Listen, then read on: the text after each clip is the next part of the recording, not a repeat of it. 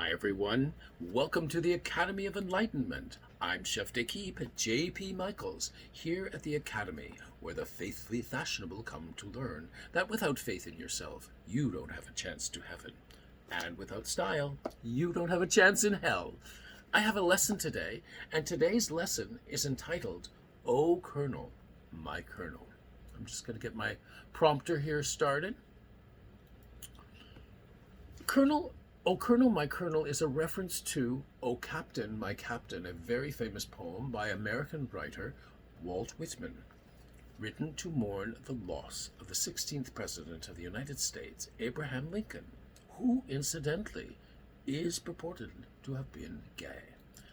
I'm going to read to you just a little brief note here from a book entitled by Jonathan Ned Katz, that's K-A-T-Z, Love Stories, Sex Between Men Before Homosexuality. And right on the inside cover jacket, it reads, Abraham Lincoln arrived in Springfield, Illinois on April the 15th, 1837, and met Joshua Fry Speed, who offered the new legislator half of his double bed. Not queen, double. Well, maybe queen, I don't know. The two shared that bed for some more than 3 years. And Speed would later recall that, quote, no two men were ever more intimate, end quote. The story of Lincoln's relationship with Speed, which opens this book, transports us back into a forgotten world of love between men. And that love between men is not lost on today's story either. Let me tell you something.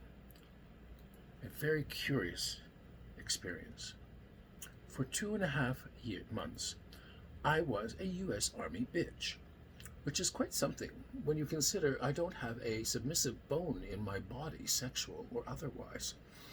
For the purpose of this lesson, the term bitch is to be understood as the following. To the detriment of all stakeholders, bitch is a derogatory reference to a person who feels emotionally beholden to the entitlement of another. Do I have proof, you ask, with a hint of incredulity in the tone of your voice? Damn right I have proof. What proof, you ask? Behold a gift. From the Colonel, My Colonel, bona fide U.S. Army dog tags they are, issued in duplicate, of course, in my family name. After all, what is a bitch without tags but a mutt without a bark? And both legitimize each other in some way in existence. I've been led to believe that it's all part of marking your territory or some kind of dogmatic canine, I don't know, I suppose, whatever the perks are. Dog tags. This bitch, by the way, I'm getting lost now. Where am I? I suppose it's just one of the perks. The dog tag bitch of a lieutenant colonel in the U.S. Army. How the fuck did we meet, you ask?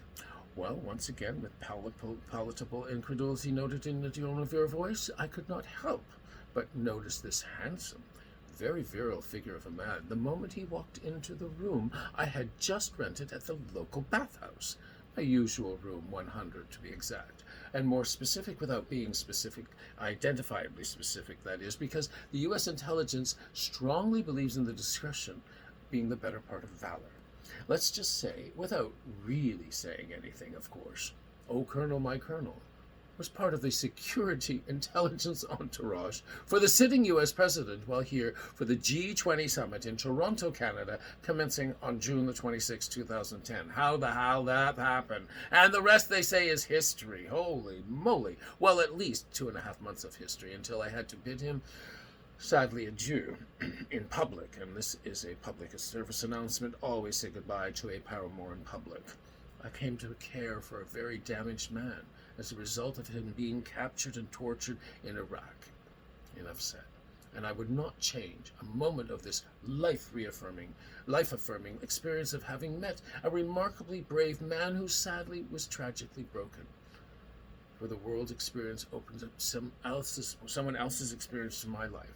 O Colonel, My Colonel was of old school courting, particularly courting from a distance, and I dare say Iraq gave him plenty of practice. So to make the experience of our long-distance relationship more real, more quickly, even though we did see each other, O Colonel, My Colonels chose our song, Love Letters in the Sand.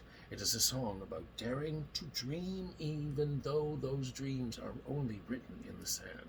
The love letter is short-lived because of the ebb and flow of the ocean, as is love in life is short-lived because of the ebb and flow of life. Love Letters in the Sand harbors a delightful sentiment with an infectious tune, and I guarantee that you will never be able to look at a sandy beach the same way again. Happy 10th anniversary, darling, wherever you are, and do continue writing those love letters in the sand, won't you? I do so enjoy them. Ta-ta. This is J.P. Michaels, chef de keep at the Academy of Enlightenment, signing off to say, where the faithfully fashionable come to learn that without faith in yourself, you don't have a chance to heaven. And without style, well, I think you know the rule by now. You don't have a chance in hell. Bye.